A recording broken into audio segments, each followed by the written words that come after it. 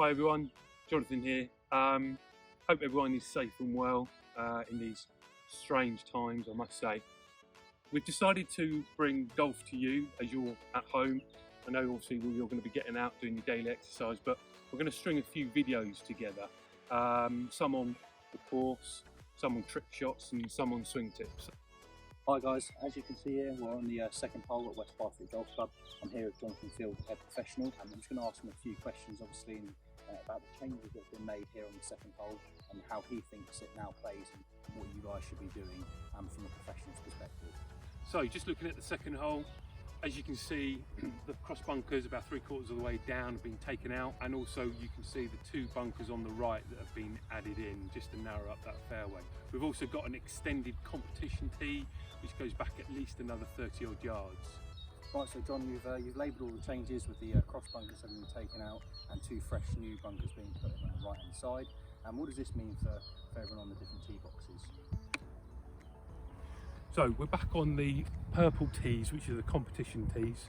Roughly they're about 30 odd yards further back now. Straight away you feel, because of the trees around you, a more of a tunnel vision effect here where you can't really see the left side of the fairway as well. So it's a lot more narrow off the tee and a lot more daunting for the bigger hitters.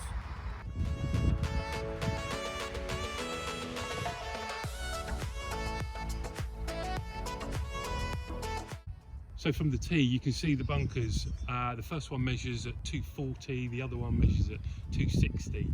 I'd certainly be placing myself more on the right hand side here to try and get the left side of that fairway in play.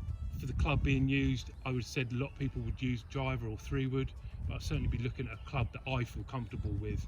Anything shorter than that makes this hole a lot longer. Right John, that was a great example of obviously how the hole might play off the purple tees there.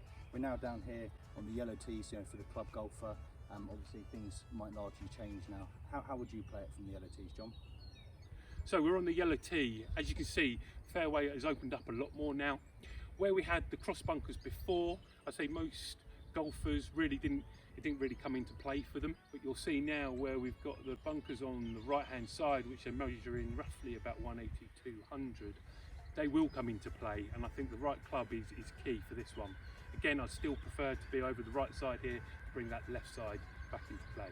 And let's not forget the ladies here, John. Obviously we're down here on the red tee box here. There's still some challenges present with those bunkers on the right hand side coming into play largely for the longer lady hitter at 140 yards for the first bunker and 160 for the one a little bit further up. But how would you obviously play this hole from a lady's perspective, and what would you give us a bit of advice for the lady golfers at West Byfleet? Yeah, that's right, Finey. I think the first thing is the header. The ladies have got to carry that header. They need to pick a club which they can obviously get over it with. Those bunkers will be in play, so they probably will be again trying to get down the centre of the hole, or favouring more of the left side. But as we go down there, we'll explain more. Yeah, we're going to take the camera with us along the cart path here and show you, obviously starting with the lady, the first sort of issues they might be presented with, such as the heather, and then moving across the bunkers and where you really want to position yourself in this hole for a great shot into the green. Right John, so we are down here in the heather, just short of the fairway on the second hole here. Could you just give the guys at West Byfleet a little bit of a tip or some advice on how they might play the shot and what sort of scenarios they might be presented with? Okay, two things. What I was going to say is, depending on the golf ball really, how it lies. If it sits up, try and use your longest club, get that ball down there. If the ball is buried, then you're going to have to use a more lofted golf club.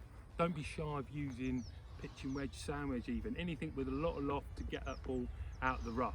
Right John, so we're at the right hand side of the fairway on the second hole here with the two fairway bunkers, the two new fairway bunkers. Can you give us a bit of an analysis on what sort of situation you might be presented with once again, and how you might play the shot out of the bunker?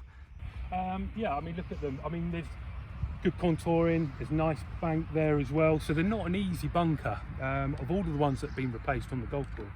If you look at where we are now, especially being on that bank, there's a lot of sand there.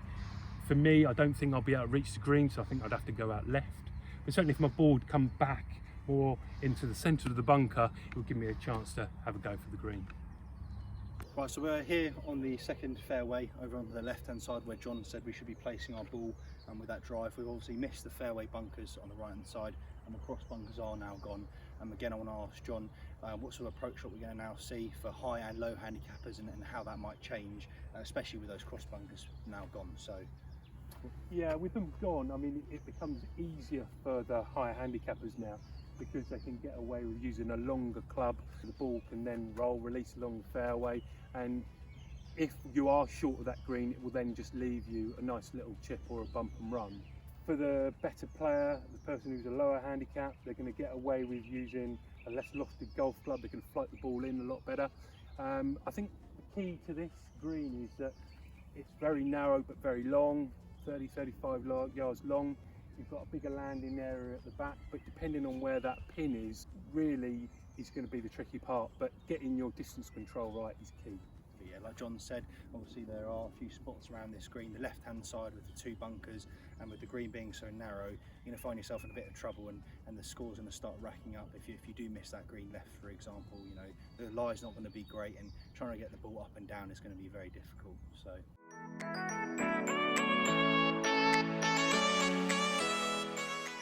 So we're up by the green now. If you're short, you can see now, look, the entrance to that green is nice and easy, so you can get the ball rolling up. But if you're going to miss this green, I think I'd prefer to miss it right here. The lie becomes a little bit easier, and also the way the green's angled. Anything on that left there, the lie is a lot harder. You've got 2 bunkers, and you're looking to try and get the ball airborne and stop very quickly, so it becomes a hard shot. Right guys, yeah, I just want to say a little thank you from us for tuning in. There will be some more on-course videos and content to follow. So yeah, thank you very much for watching. Thank you.